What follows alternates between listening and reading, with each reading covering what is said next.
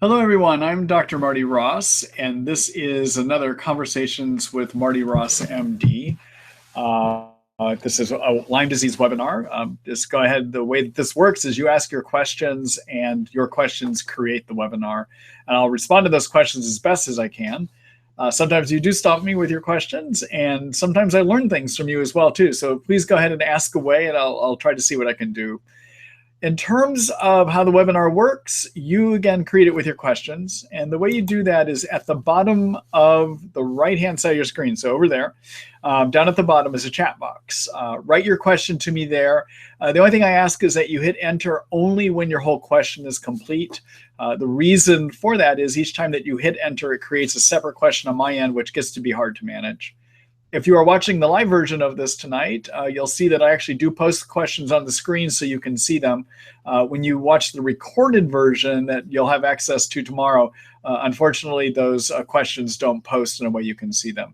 Because of that, I'm going to read the questions as I post them too, so that those that are listening to recorded versions can hear it. So yes, I am doing a recording of the webinar tonight. Tomorrow morning, usually around 6:30, 7 o'clock in the morning, Seattle time, I do send out an email where it gives you the link and provides you the link to see that recording. If for some reason you don't get that, though, you can go to treatlyme.net, which is where you became aware of these webinars. And there is a webinars page there. And through that page, you can click a link to watch the video recordings. Okay, so they always get posted on the website the day after I do one of these webinars too. All right, so then one other piece of business here. For those of you here in the States, you know this is debate night, and that starts in about another hour here. And so I want to watch the debate. I'm interested to see what happens with that. So I'm going to be doing the webinar tonight for 1 hour. And then I'm going to be calling it, putting it, or closing down the webinar. So it'll be an hour webinar tonight instead of an hour and a half. So we'll try to see how many questions we can get through. I suspect with the debate going on, we probably won't have as big of a turnout here tonight anyhow, too. All right. So with no further ado, let's go ahead and get started. Oh, one other thing, you probably saw them already, but you'll see my dogs hopping around the back here every now and then. And if you wonder what they are, those are Basenjis. Basenjis are an African dog. They're dog of the Pharaohs, actually. If you ever see pictures of the Pharaohs with their dogs with their little pointy ears, that's what my dogs are. So I get asked questions periodically about what they are. And so those are my Basenjis, Halo and Thor, if you happen to see them hopping around. That's who they are. All right. So the first question is from Eric. Hi, Eric. Good to see you here again, by the way. Hi, Doc. My wife takes Houtunia and Sida Acuta for Bartonella symptoms per your recommendations. Can she just take the Sida Acuta twice a day along with the Houtunia? Always having to have an empty stomach, she isn't able to eat as often, and weight and energy is an issue. Or can she take 3 times a day with food? I'd probably go ahead and just make it 2 times a day. And just see what happens in terms of whether her symptoms are improving with that at all or not. You could also, when you do it 2 times a day, instead of doing the working up to half teaspoon 2 times a day, you could make it 3/4 of a teaspoon twice a day on the Sida Acuta. Okay. So everyone, what Eric is talking about is there is a 2-herb combination that I use to treat Bartonella. I find that it helps about 75% of the time. It is an herbal combination that I borrowed or learned about through Buhner Herbs, the Buhner Herbal Protocol for Lyme.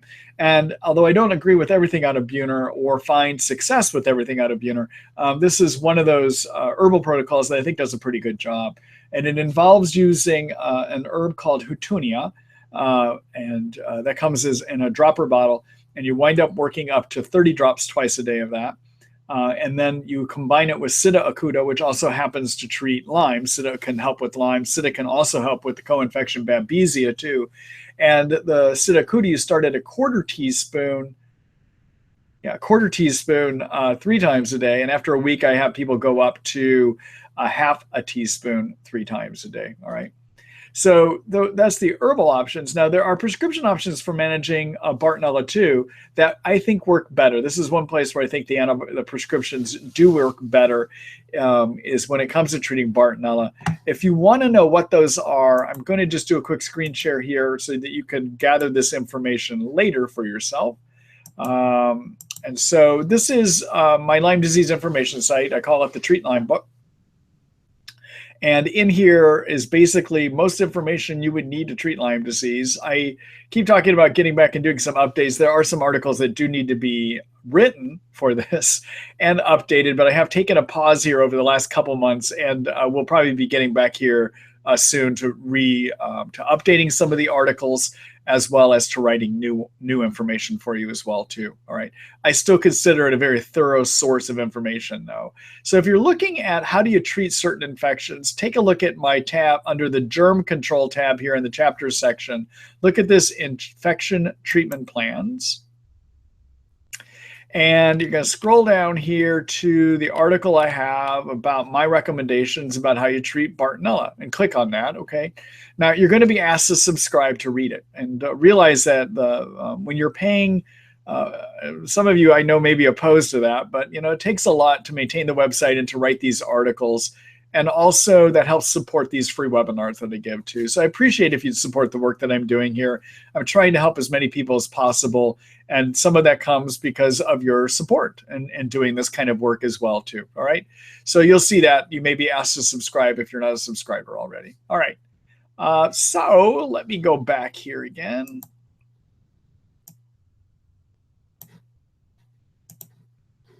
All right, so here we are again. So Eric, thank you for that question. I appreciate it. And good luck to your wife. I'm just going to clean out Eric's question here. All right, and Eric says mahalo. I wonder if it's the same Eric. Mahalo, Dr. Ross. Well, mahalo back. I appreciate the Hawaiian greeting there, basically. All right, this is another question from Eric, but I think it's a different one because this Eric is not talking about his wife. This Eric is talking about himself. So maybe it's the same person, maybe not, but I'll take another question here. Let's see. I've been on Mepron for 10 months. How will I know when to stop? Is it toxic to just keep taking? Stopped by accident 4 weeks ago after 2 months of slowly decreasing it. Thanks. So Mepron, everyone, is a treatment that can be used to treat for Babesia. Babesia is a co-infection. So many of you are familiar with the idea that if you get your Lyme from a tick bite, it is possible that tick can spread other infections. We call those the co-infections. The two ones that are probably the most problematic is one called Bartonella and another one called Babesia. Neither one of them has great testing, so often I make my decision to treat for those co-infections based on what the symptoms look like, okay? Now, when you're trying to decide when you're done treating, you look at your symptoms. You look and see, did they go away? And if you've been on for 10 months and they're not gone away, then I would definitely look at changing your treatment too. But generally, to get over the co-infection Babesia requires about 4 to 5 months of continuous treatment. One of the strains of Babesia, which is called Babesia decani, can often require 10 months of treatment. But generally, if you treat for Babesia for 4 to 5 months, you're done. And how do you know you're done? Well, you look at your symptoms. And so the major symptoms of Babesia are drenching night sweats is a classic one, big one actually. Another one is panic attacks. Sometimes people will have headaches in the front of their head when they have Babesia. Sometimes they'll have racing or skipping of the heart. Sometimes people will have little cherry red spots that will show up. They look like little blood vessel balloons, little real small ones. People can have dry coughing, sinus congestion that sometimes happens with Babesia. And then my favorite Babesia symptom is some people with Babesia have very frequent deja vu experiences. It's very interesting when they have that because you can actually see as you treat, the deja vu experiences will start going away. Same with the sweats. The biggest one I usually follow is the sweats. And if they have headaches in the front of their head, I'm going to follow that one too. But you want to see that they go away or get markedly diminished. And when you're treating for Babesia too, if you're wondering, is the treatment working? Usually the treatment that you're on for Babesia should start giving improvements to the Babesia symptoms within a month or two of being on it, even though it will usually take 4 to 5 months to get rid of your Babesia, okay? So 10 months is starting to be a bit long here, Eric. And if you still are having Babesia symptoms, it may be time for you to re-look at what you're using and figure out if this is really going to work for you, okay? So what do you do for Babesia? Well, there's some herbal options, there are prescription options, and where you can find all of those, I'm going to do a screen share here again. All right, so let's see here.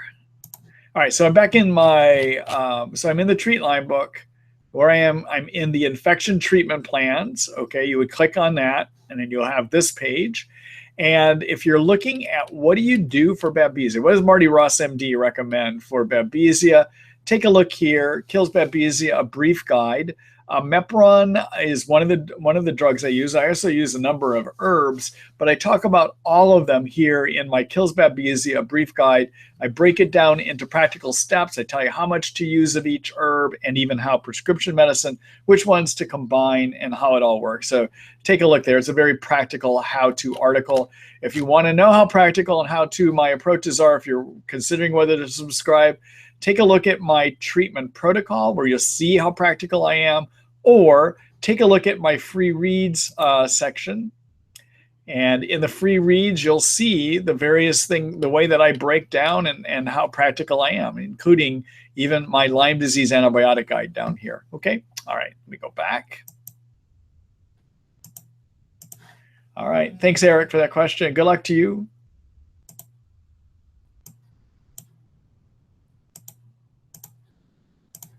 All right, let's see. Hello, Kathy. Let's see. Should I expect a cytokine flare when detoxing heavy metals? Thank you for these webinars. Are you going to turn them into podcasts? Aha!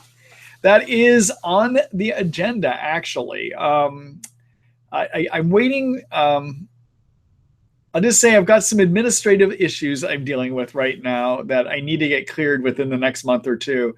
And once I have some green light on that, I will be doing that. I have looked at doing it before. It requires that I get some extra equipment, which wouldn't take that much to do, but it also requires my time. And there's another issue I have to settle before I can wind up doing that. But anyhow, it is one of the things I have thought about, and I do know how to do it. It's probably going to be a month or two before I actually get that going. In the meantime, as you know, you can listen to recorded versions by just watching the video the next day. Anyhow, that's the best I have for you for right now. But the answer is yes, I will in the future. In terms of cytokine flare, so everyone, cytokines, if you watch these webinars enough or you've seen me talk about Lyme, you know that I talk a lot about cytokines. So what are they? Well, cytokines are inflammation chemicals made by your white blood cells when they're fighting Lyme, or when they're fighting yeast, or when they fight viruses, or when they fight a cold virus. Whatever your immune system is fighting, they're going to make cytokines, okay? And cytokines are good and bad. Cytokines on the good side help turn white blood cells on to fight infection better. They help them work better, and they draw them to where the infection is. In Lyme disease, however, often the immune system doesn't do a good job, so it keeps trying harder and harder, and eventually it makes too many cytokines, and that causes a problem.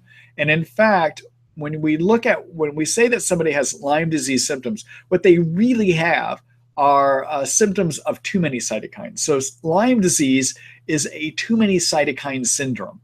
And so your symptoms of Lyme, like having difficulty thinking, or being fatigued, or hurting all over, or having hormonal dysfunction, or sleep disturbances, all those things that people get with Lyme come from having excess cytokines, okay? So that's what cytokines are, everyone. And the other problem with cytokines is when they're in excess, they suppress the immune system too. So, I mean, they're supposed to turn the immune system on, but in excess, they actually suppress it, all right? So a lot of the work I do, as you know, from looking at my Lyme disease treatment protocol, is directed at steps to lower those cytokines down.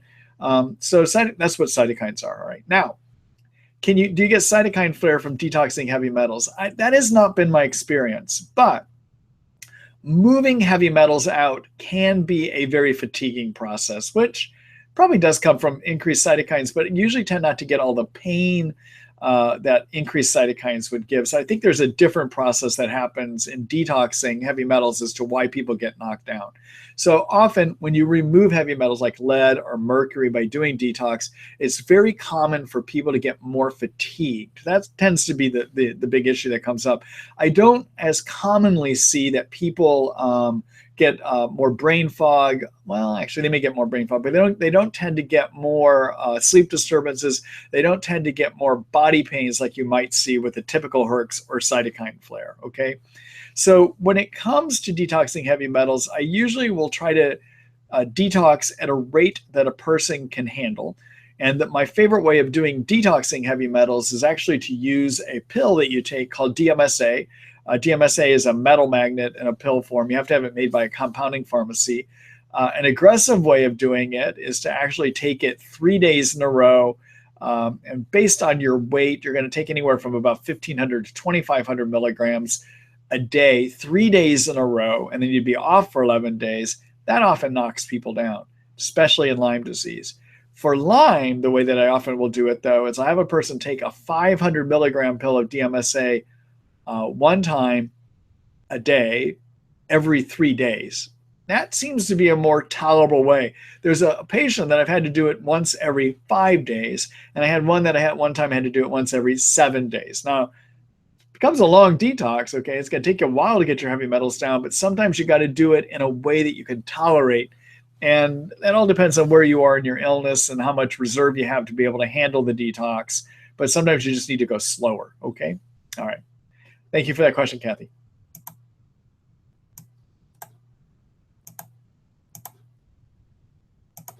Hello, Colleen. Let's see. Hi, Dr. Ross. Can I get my magnesium transdermally from Epsom salt baths or rubbing in magnesium oil?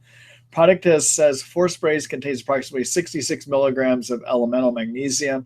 I've been having electric joint pains in my feet. P.S. I'm coming to see you in February. Colleen, I look forward to meeting you in February. That seems like a long way out, doesn't it? But I'll be glad to help you. Terms of magnesium, you can take magnesium orally. You can take magnesium through an IV, or you can soak it in through your skin. And so you can soak it in through your skin by using Epsom salt baths. So Epsom salts are rich in magnesium, or you can do your magnesium oil. So yeah, those are valid ways to wind up doing it. Now, I don't know if you're having electric joint pains that magnesium is really going to help you, though. Magnesium is useful for muscle achy pain. It can help relieve the muscle ache pain. Usually pain that has qualities of either sharp, stabbing, piercing, burning, or electric is going to be due to nerve pain, okay? And that requires some different approaches. First of all, to treat nerve pain, you got to treat your infections. So if you got Bartonella, you got to treat it. If you got Lyme, you got to treat it. Okay, so treat your infections. The second thing that can help with nerve pain is to lower cytokines, lower the inflammation of those nerves. And that's to use curcumin. That's my favorite way. And I like using a product for curcumin made by Thorne called Mariva 500. It's curcumin that's microscopically wrapped in fat, which helps increase the absorption, all right? The problem with curcumin, which comes from turmeric, is it's just poorly absorbed. You'd have to dump a ton of turmeric on your plate to be able to get enough in you. So you want to use a supplement that is encapsulated, mixed up in a way that increases the absorption. And you want to use a liposomal variety, which is a fat wrap variety, and microscopically fat wrapped. And that would be the Thorne Mariva 500, 1 pill, 3 times a day. That's going to lower your inflammation of those nerves, okay? Then finally, the other thing that can help with nerve pain from a herbal standpoint is to use something called L-theanine. That's L-theanine, Theanine. L-theanine is a component of green tea that is converted in the brain into a chemical called GABA. And our brain is full of GABA benzodiazepine receptors. And these are places where chemical GABA and benzodiazepines like Valium, that's where they bind, okay? And these are things that can help with pain. They can help with nerve pain. So if you increase GABA using L-theanine, that can help decrease nerve pain. The way you would do that is it comes as a 100 milligram pill, and you want to do anywhere from 1 to 3 pills 3 times a day. I will tell you have to be careful with it. Sometimes it can make you drowsy. So you have to find what your tolerance level is. Usually I have people start at 1 pill 3 times a day if they have nerve pain and increase it slowly from there, trying to figure out, does it knock you down? Does it not knock you down? Does it give you fatigue or not? Okay. But that would be an herbal way. Nerve pain, also, we can use prescription medicines, and often we'll use anti-seizure medicines like something called gabapentin, which binds to the GABA receptors that I was just telling you about. Believe it or not, Ambien actually can sometimes help with pain, which is a sleep medicine that binds to the GABA benzodiazepine receptor.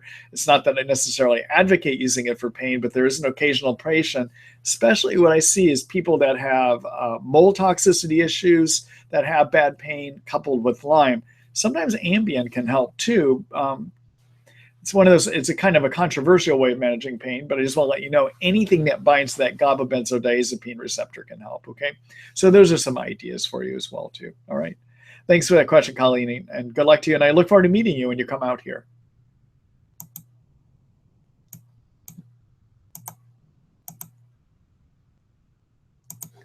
Hello, Brenda. Let's see. Thank you, Dr. Ross. I have heard of Pepto-Bismol and grapefruit seed extract for 2 weeks for intestinal Lyme, or have you heard? Actually, that's what that is. Have you heard of Pepto-Bismol and grapefruit seed extract for 2 weeks for intestinal Lyme? Also, I have Lyme and Bartonella. Cemento makes my heart race. Would it be okay to take Banderol and Houtunia for antimicrobials? Are there any other natural antimicrobials you can recommend? The answer is yes and yes. Well, kind of, yes. So first part is first part is no. I am not aware of a Pepto-Bismol grapefruit seed extract for 2 weeks for intestinal Lyme. I haven't seen that done. Now, I will tell you, grapefruit seed extract I do use in Lyme because it treats the cyst form of Lyme and may help break up biofilms. The data's a little sketchy on that one, the second part of that. But there is good information that shows that it can break up the cyst form of Lyme. So I often will use it as one of my cyst busters for Lyme. As many of you know, Lyme actually exists in 3 forms. So we have to treat all 3 forms, all right? So there's a spirochete, that's the thing that looks like a corkscrew. There's an intracellular variety, we call that intracellular Lyme. And then there's the cyst form, and it just happens grapefruit seed extract is good for treating cyst Lyme, all right? Now, the herb products Cemento and Banderol. Cemento is cat's claw. Banderol is brand name for an herb that's an Otoba bark extract. So if you're trying to read about these 2 herbs on my website, look at the generic name. So look up cat's claw, look up Banderol or Otoba bark extract, okay? Now, I like using those 2 together because there's Petri dish experiments that showed about 5 years ago they remove about 100% of biofilm and that they treat successfully all 3 forms of the Lyme germ. But there's an occasional person that can't take one or both of them. And so what I would do with your Banderol is I would couple it with another Lyme-targeted antimicrobial, and I would not consider Houtunia to be Lyme-targeted. Houtunia is going to be better for treating Bartonella, although sometimes it can give a die-off suggesting it kills Lyme. I wouldn't use it as a Lyme antibiotic, though, okay? But you could combine your Banderol. The other herb I would combine Banderol with first is something called teasel root, Teasel. You can find it on my supplement website if you want to know a good source for it. I'll show you that here in a minute. But teasel root combined with Banderol I have found to be good. I don't find it to be quite as successful as a Banderol Cemento. Banderol Cemento, when I use it clinically, I think it helps about 85 to 90% of the time, which can be as successful as prescription antibiotics, okay? But I do see like a teasel and a Cemento or teasel and Banderol. Either one of those 2 herb combinations work maybe about 80% of the time, all right? So that maybe 75, 80% of the time. So it's a reasonable way to go. If you do the teasel, it's also known as a product called Spironil, Spironil. Again, I'm going to show you where you can find it here in a minute. You wind up taking it as you start it just like you do your Banderol at 5 drops twice a day. you increase every other day by 1 drop per dose till you're at 30 drops of it twice a day. You can take it directly at the same time as your Banderol. The only caveat I have with both of those is that you want to take them on an empty stomach. I mean, without food, actually, empty stomach. And that means do not take them beginning 30 minutes before food through 2 hours after food.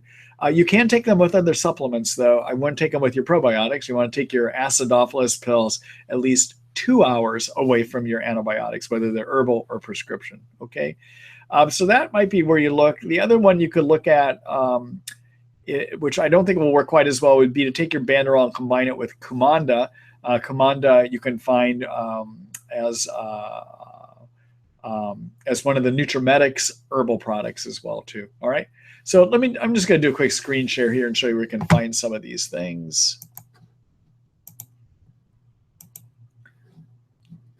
Let's see here. All right. So this is my supplement store, Marty Ross MD, TerraBook ND supplements. This is where my patients get their supplements. So if you're wondering, when I talk in generic terms about an herb like curcumin, if you're wondering what curcumin product does Marty Ross recommend, you can come and see what I have here, okay? So for instance, if you want to know about L-theanine, you would just come up here to the search bar, type in L-theanine, and you'll see that I have L-theanine in a couple products. I've got it, or a few products. There's one in this product called Zen. The pure form is in L-theanine, okay, which is what I recommended earlier, all right? In terms of this teasel, I do believe I'm carrying it here. Let's see. There it is. Actually, I guess I don't have it up in terms of having an image of it, but this is the teasel root that we carry here, and it's a bottle of it you can have. If you want more information about it, you could actually give Christine a call here at my clinic, who could talk to you more about the product. I don't have it adequately displayed here, but Christine can be found at 800-470-7217. She runs our supplement store for us as well too. All right. But yeah, we do carry it here. All right. All right. Let me go back here. Oh, one other thing about why do I carry supplements. The reason I have supplements here, first of all, I price them at the lowest amounts that I can by an internet reseller agreement. So the companies that let me carry their products restrict me in terms of how low I can sell. I do sell everything as low as I possibly can, just so you know that, okay? But the other reason I carry things is I want to make sure that when I'm recommending supplements to people, especially those that are in my practice, that I'm offering them something that will have the greatest chance of working, all right? So the products that I've picked, I have researched carefully. I've looked at them to make sure that they're sourcing their ingredients for the most active, effective ingredients. Secondly, I'm using products that tend not to use a lot of fillers that could harm a person with Lyme as well too, all right? So that's why I carry. I want to make sure that I have good products that I can offer my patients. All right, there you go. Thanks, Brenda. Good luck to you.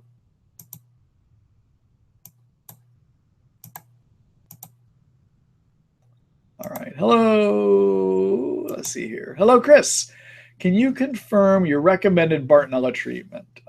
Rifampin 300 milligrams once per day, and that clarithromycin can be used 300 milligrams 2 times per day. How long until improvements might be seen? Okay, so my Bartonella treatment can use both of those medicines. That's one way that I recommend to treat Bartonella. As many of you know, I have a whole article about Bartonella. There are 3 tiers of treatment in my Bartonella, how you treat Bartonella article, broken down into ones that are most effective, okay? Tier 1 treatments are the most effective. Some of those are rifampin-based treatments, all right? So tier 1 treatments, what you've listed here is one of my tier 1 treatments, and it would work about 80 to 85% of the time, all right? That's what the tier 1 treatments do. Tier 3 treatment, or the herbal recommendations for Bartonella, they work about 70, 75% of the time, and my favorite is the Houtunia sida acuta. And then a tier 2 treatment works maybe about 80-ish% of the time, 75 to 80% of the time. And that would be a combination of a tetracycline combined with either Zithromax or clarithromycin, which you see here, okay? Now, rifampin-based treatments do work quite well. Rifampin can even sometimes treat Bartonella on its own, but the dose you need is a little higher than what you wrote down here. So rifampin does best as 300 milligrams, 2 pills 1 time a day, so 600 milligrams total, or as 1 pill twice a day. All right, you need to get up to 600 milligrams total a day of your rifampin. The clarithromycin comes as a 500 milligram pill, actually, and you want to do 500 milligrams of it 2 times a day, all right? So you want to use rifampin 600 milligrams a day, clarithromycin 1,000 milligrams a day, but you definitely want to use with your clarithromycin, split it up, 500 milligrams 2 times a day. And again, it's going to work about 80–85% of the time. How long do you start seeing improvements? Well, usually within a month or 2, your Bartonella symptoms should start getting better. And if they don't, then you need to come back and rethink about using maybe a different combination, all right? So anyhow, I hope that gives you useful information. Again, everyone, if you want to know more of my ideas about how do you treat Bartonella, what are the good ways of treating, just doing a quick screen share here for you. Take a look at how does Marty Ross treat any infection. Look under my chapters tab in the Treat Lyme book. Look under infection treatment plans. You'll see I have plans here for treating chronic viruses, how to treat Babesia, how to treat Bartonella. What do you do in cold and flu season? That's a good one. Take a look at this one later because we're coming up on cold and flu season. I do not recommend flu vaccines when you have Lyme. Generally, I do not because they only work 50% of the time. And many people, after they get flu vaccines, get worse with their Lyme symptoms. Lyme seems to get more active. So what's the alternative? Take a look at this article called Keep This Cold and Flu Package on Hand for Fast Results. I give you the steps to do that. You can nip it in the bud if you happen to get one, okay? I talk about in the infection treatment plans, what recommendations do I have for yeast? What do I recommend for parasites? And what do I recommend for Lyme disease, all right? So subscribe to the Treat Lyme book to see all these recommendations, many things that you can do on your own, even without the help of a physician, okay? All right, let me go back here. Oop, that's not going back here. Let's see here. There we are. All right, Chris, thank you for that question. Good luck to you.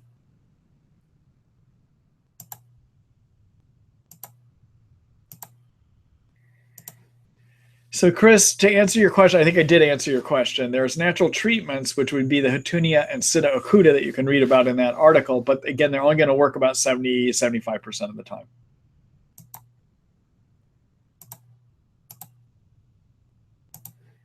Hello, Benny. Let's see. Thank you for the webinar. You're welcome. What are your thoughts on vaccines for chronic Lyme patients? Did you know that I was going to talk about the flu vaccine just a few minutes ago? Let's see. We've had a 96-year-old mother in house that want to keep the flu at bay, but not sure if worth the risk of overwhelming the immune system. Same thoughts for the pneumonia vaccine. Okay. So let me kind of elaborate what I was trying to say earlier.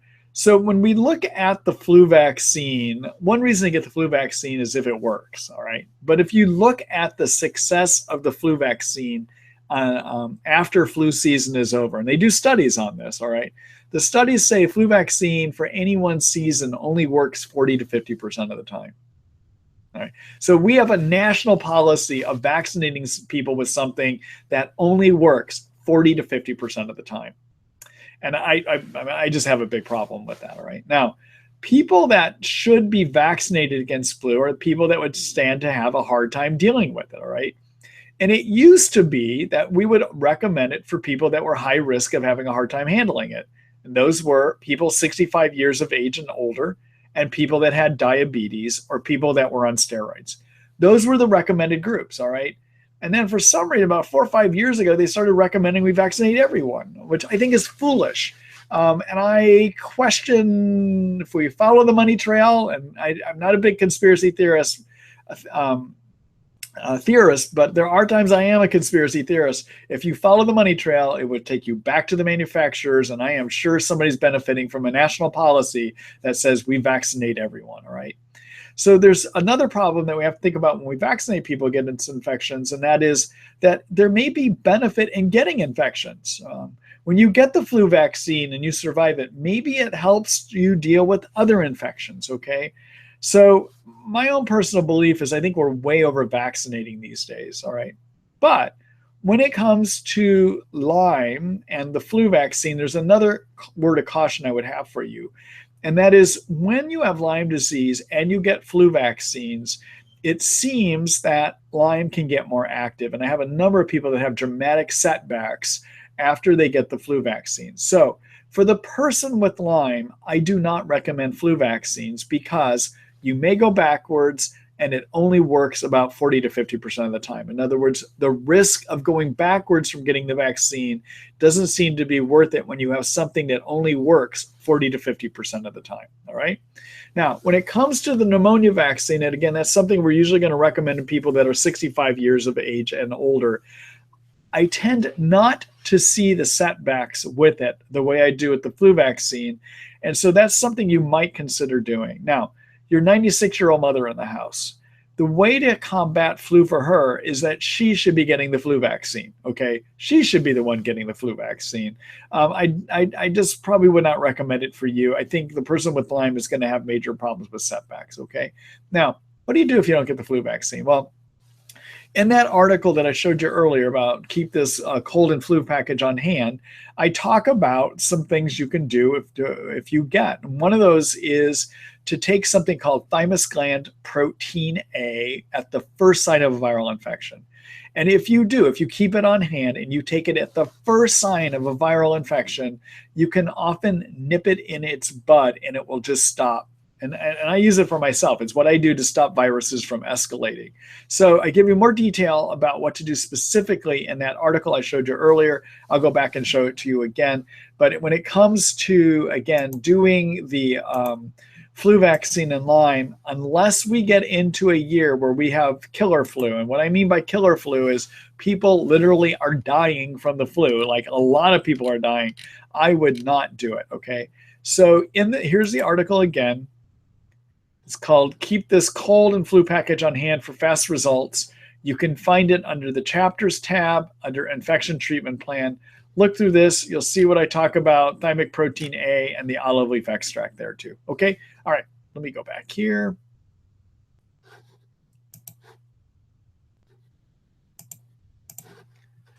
All right, Benny. Thank you for that question. And good luck to you. Good luck to your 96-year-old mother too.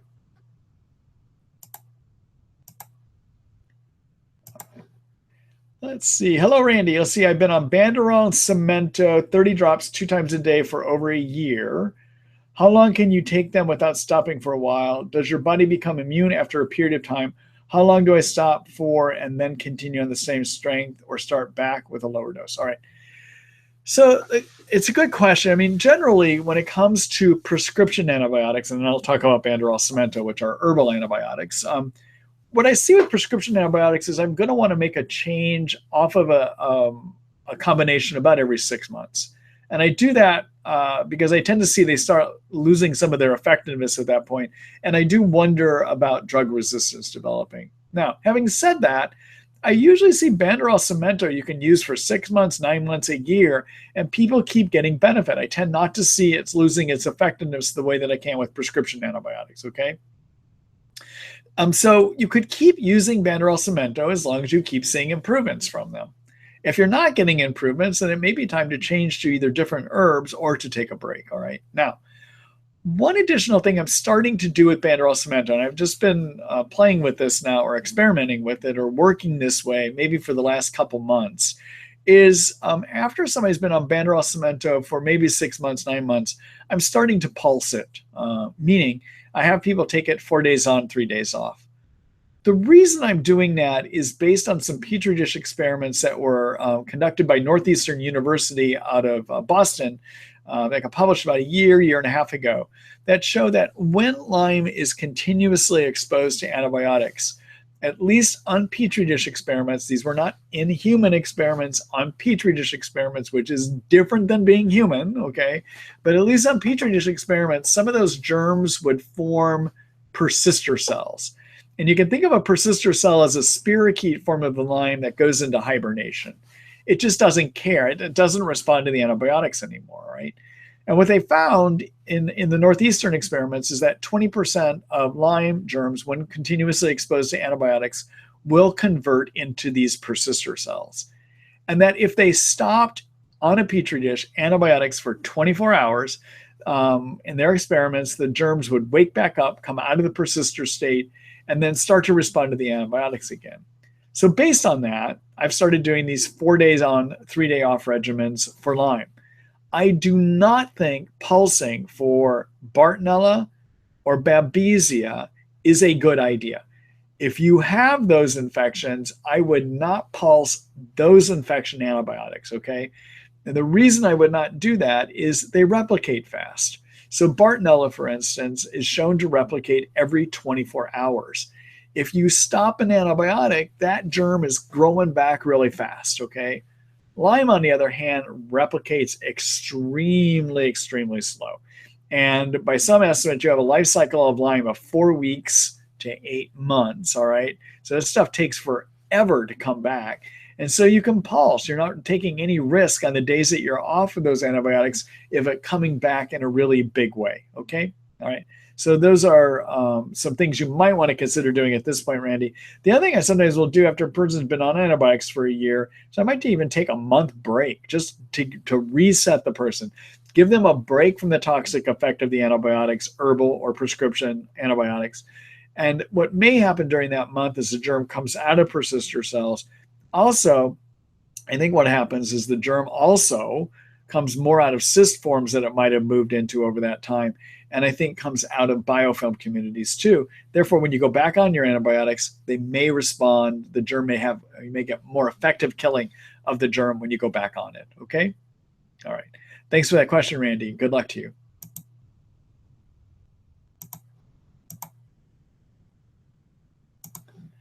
All right. Hello, Brigida. Let's see. Hello, Dr. Ross. I got Lyme 2 years ago and got my symptoms into remission with 6 months of antibiotics and ongoing herbal protocol, feeling 97% back to normal.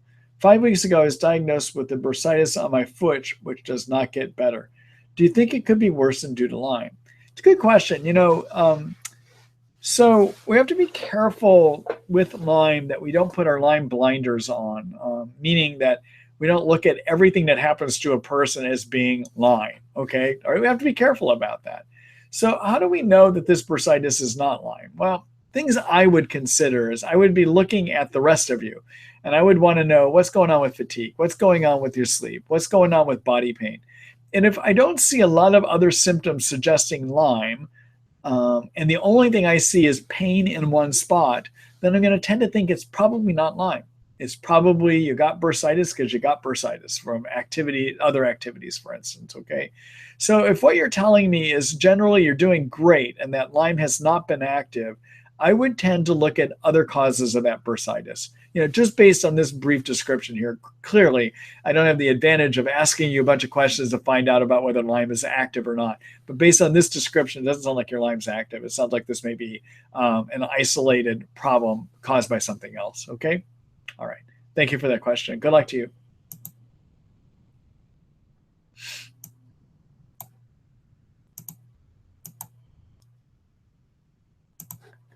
All right. Hello, Victoria. Let's see. Do you think taking Plaquenil for autoimmune markers with Lyme is a good idea? Will treating Lyme eliminate positive autoimmune blood results? Thanks for all your help. So, thanks for that question, Victoria. So, Lyme disease in some people, I don't think in everyone, but in some people can trigger autoimmune illness, meaning your immune system starts attacking you, okay? And for some, that means they're going to have positive blood markers, like a positive ANA or a positive rheumatoid factor or a positive C-reactive protein or a positive SED rate, all right? That's probably what you mean by autoimmune markers, all right? But some people with autoimmune Lyme don't even have those. So what can you do about autoimmune Lyme? Well, yeah, Plaquenil is one way, but one other way that I prefer when a person has autoimmune markers, instead of using Plaquenil, I'd like to use what I call more of an experimental treatment called low-dose naltrexone. Now, many of you may have heard of naltrexone before, and if you want to know, there is a whole article I have in the Treat Lyme book about this too. But let me just briefly explain what naltrexone is. So naltrexone is manufactured as a narcotic blocker, and who we tend to use it on in medicine is people that have drug overdoses. All right. Now, how does that relate to autoimmune illness? Well, we as humans have our own natural narcotic system. They're called endorphins. And we make endorphins to regulate pain, but our endorphins also regulate the immune system. Now, we can provide an endorphin receptor blockade. We can block our natural endorphin receptors in our immune system and throughout the body by using naltrexone. And if we provide a temporary blockade, or what happens when we get that blockade, brain doesn't like it. The brain hates that something is being blocked, okay? And the brain sends out a bunch of signals to the endorphin producing cells in the body and tells them to make more endorphins. Make more endorphins. So what happens then is as the naltrexone wears away, those endorphin receptors get flooded with extra endorphins, and that has the effect of regulating an overactive immune system. Now, we have science for 3 autoimmune illnesses that shows that naltrexone can have benefit. One of those is multiple sclerosis. Another one is fibromyalgia. And the third one is Crohn's disease, which is an arthritic condition of the intestines, okay? And no one has done research about the effect in Lyme, but I do see in people with Lyme that have ongoing pain that haven't responded to 6 to 9 months of antibiotics, I might consider trying low-dose naltrexone in those situations. And I find it benefits maybe 10 or 15% of people. Where I do find often that you get the greatest chance of benefit by using low-dose naltrexone is in a person that has the autoimmune markers like you're describing, okay? All right. So why do we call it low dose? Well, naltrexone is manufactured as a 50 milligram pill. And when we do it as to block these endorphin receptors, we want it to be a temporary blockade, a short-term blockade. If we use the 50 milligram strength, it's going to go on forever practically, okay? But when we use it for low dose, we start at 1.5 milligrams one time a day, and over about 4 weeks, we work up to 4.5 milligrams one time a day. That's why it's called low dose. It's a lower dose, okay? And at about 4 to 6 hours after you take that naltrexone, it wears away. Therefore, those sites become unblocked. Therefore, they can get flooded with all of these extra endorphins, all right? So that would probably be a better way of trying to downregulate your autoimmune system. It gets more at the root cause rather than using the Plaquenil to do that. That would be my preference on that, all right? So there is a whole article about this if you want to read more. And let me just show you that real quick. All right, so I'm in the Treat Lyme book. You want to look at the chapter on the immune system. And I would take a look at, you can either take a look at this article called When Your Immune System Causes Lyme, which is also about low-dose naltrexone, or read the article on low-dose naltrexone. Either one of these has more information and will give you greater detail, even has link to some of the references that I was just talking about as well too, okay? All right, so you'll find that in the immune system chapter. All right, let me go back here. All right, thanks for that question, Victoria, and good luck to you.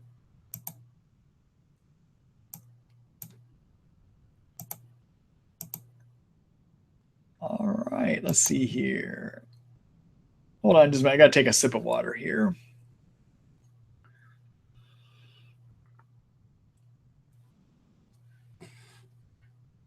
All right. Hi, Linda. Let's see. My daughter is being treated for Bartonella, and her doctor thinks that her severe head pain may be partially due to mast cell activation syndrome. Have you diagnosed any of your patients with this? And if so, how have you treated it? Boy, this is a new area that I am not as familiar with as I ought to. I know there's starting to be people writing about it. I need to become more familiar with it. There are people that I do think have it, that I have treated. These are people that I think have a lot of allergic reactions, become very food sensitive, for instance, or start reacting adversely to medications. I will start to treat for mast cells. Mast cells are where histamines are made, everyone, okay? And the way that I go about treating it, though, is get yeast out of the gut. Why do I focus on that? Well, 60 to 70% of your immune system is in the gut, all right? And if you happen to have too many yeasts growing in your intestines, they're going to trigger the mast cells within your intestinal system to start being overactive, which is going to really just set you up to have overactive mast cells within the body. So number one, get yeast out.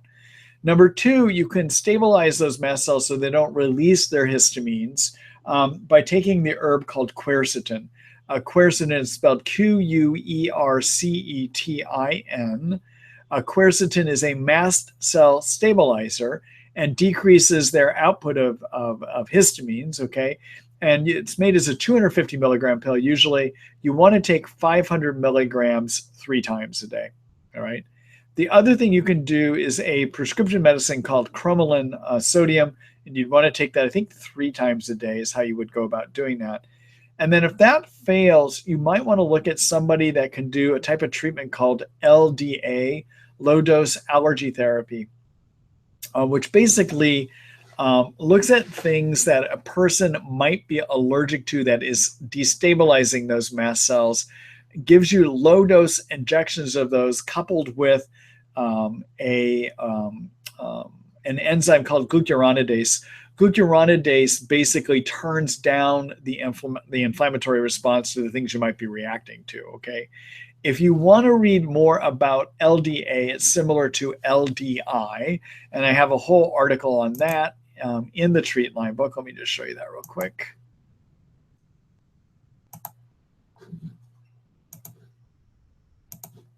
People that would do LDA, low-dose allergy therapy, would tend to be people that do environmental medicine. You'll find a lot of them that will do that. And if you're looking at where you can find out more about this, look at my immune system article. And I talk about LDA for Lyme, which is called LDA in that situation. But if you want to read about how LDA and LDI work, just take a look at this article called LDI for Lyme. Okay? All right. Let me go back here.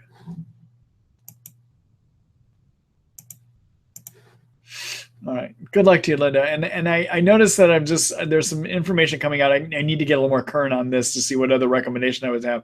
But generally, that's how I'm going after mast cell issues. Okay. All right. Thank you for the question.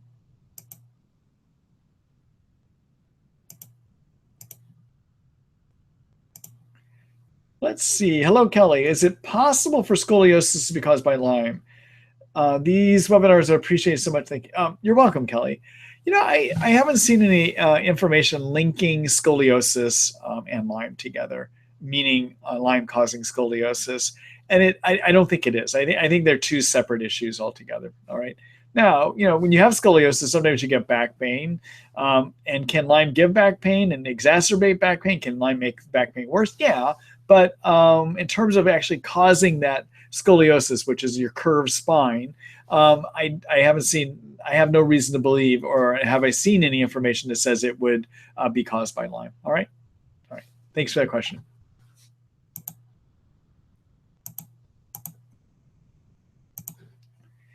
Hello, Sarah. Let's see here. Hi, Dr. Ross. Thanks for the webinars. What is your opinion on Lyme disease specialized clinics like St. George Clinic in Germany or Lyme disease Mexico Clinic? Do you feel intense treatment for 2 weeks can speed up success? You know, I got mixed feelings. I know the German clinics, I'm not familiar with this specific one, but there are a number of ones in Germany that are doing hot hyperthermia baths. So you heat up, which can kill Lyme, okay? Coupled with either hydrogen peroxide or ozone, coupled with doing IV antibiotics. And so do people start to get better? Yeah. In terms of the Mexico clinic, I've got experience. One of my patients going down there, they put them on IV antibiotics. They do hydrogen peroxide or ozone treatments. And I think in the Mexico clinic, they may be doing hyperthermia or not. I'm not quite familiar. And yeah, people get started on getting improvements, but what I see is they quickly fall apart because they're not maintained when they get back. So can it jumpstart your treatment? Yeah. Is it necessarily going to keep you in a sustainably good place? Probably not, because you still have to do things to maintain that treatment when on your return. Okay. Do I think it's worth the invested money? Not necessarily. It's a lot of money people pay to go to these places, and I haven't seen the results sustained. Okay. All right. Thanks for that question, Sarah.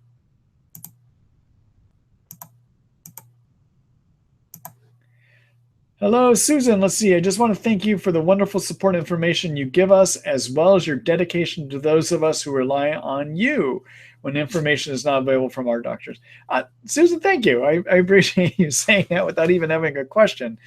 Thank you very much. My mission, I want to help as many people as possible. And I know that one way to do it is I can help people here directly in the office. But I tell you, I think actually with the publications that I have, and with these webinars, I'm able to help many more people.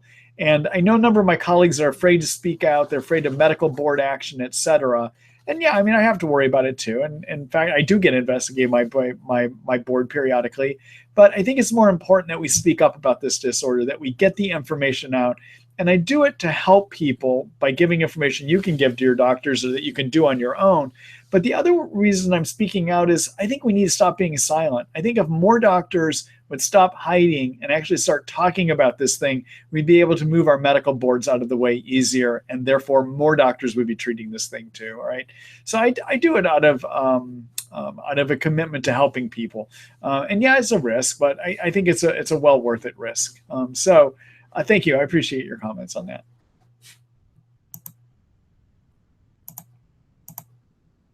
Let's see here. Hello, Mary. Let's see.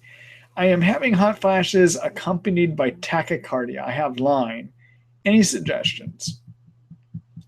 But Mary, I would need to know a lot of different things. So hot flashes, depending on your age, could be due to going into early menopause or being in menopause, okay? In which case, there's some herbs I would recommend for that. Something called black cohosh, for instance, which helps with hot flashes in menopause. 40 milligrams to 80 milligrams twice a day. All right. So if I talk to you and I thought it's coming from menopause or perimenopause, early menopause, that's one way I would go at it. Depending on the symptoms you're having, tachycardia and hot flashes may mean you have babesia. So I'd be asking you a lot of questions to figure out if you have babesia. As many of you know, I don't do babesia testing. I make a diagnosis of babesia based on what your symptoms suggest, okay? So symptoms that can suggest babesia, I went through those earlier tonight. They include night sweats, panic attacks, racing, skipping of the heart, your tachycardia, for instance, headaches in the front of the head, air hunger, dry cough, having very frequent deja vu experiences. These are things that make me wonder about babesia. And if you had enough of those, I would say treat your babesia. Lyme can sometimes give you tachycardia, and Lyme can sometimes give you hot flashes too.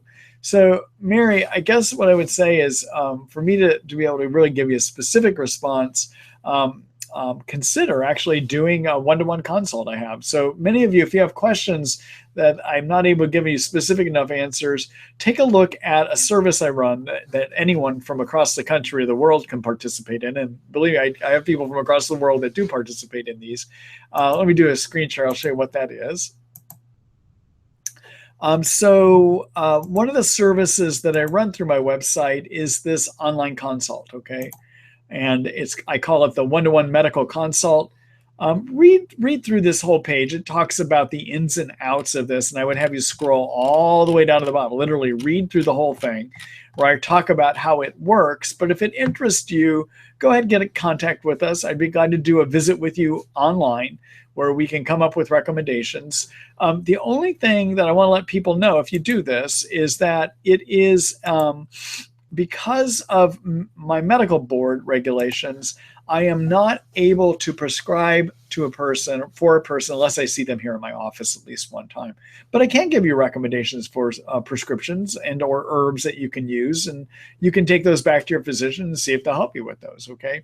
So I can come up with good ideas and ideas that maybe even your physician would benefit from. I do have interactions with physicians that are glad sometimes that their patients have brought information in for me, because it helps them, give them some insights and things they may not have been thinking about, or especially if they're not Lyme savvy at all, things they definitely haven't been thinking about. All right. So anyhow, listen, everyone, as I said, tonight's the debate, and I want to watch the American debate tonight. For those of you that are listening from around the world, yes, it is Trump, and I know many of you are incredulous. I am incredulous about Trump as well, too.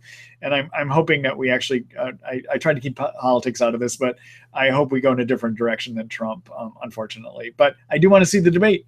So I'm gonna close up the webinar tonight.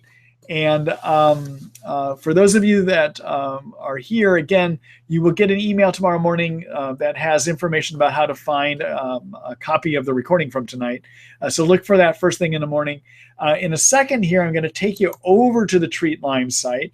And when I take you there, I'd appreciate if you subscribe. And the way you can subscribe is click on one of the articles that interest you, start reading it. You're going to be asked to subscribe. When you subscribe to the Treat Lyme book, you're supporting all of this work that I'm doing, and I do appreciate that. So I hope you'll do that. The other thing you can do when I take you there is sign up for next week's webinar. All right, I'd love to see you there. And that's it for tonight. So good night, everyone, and thanks for being here tonight. Take care.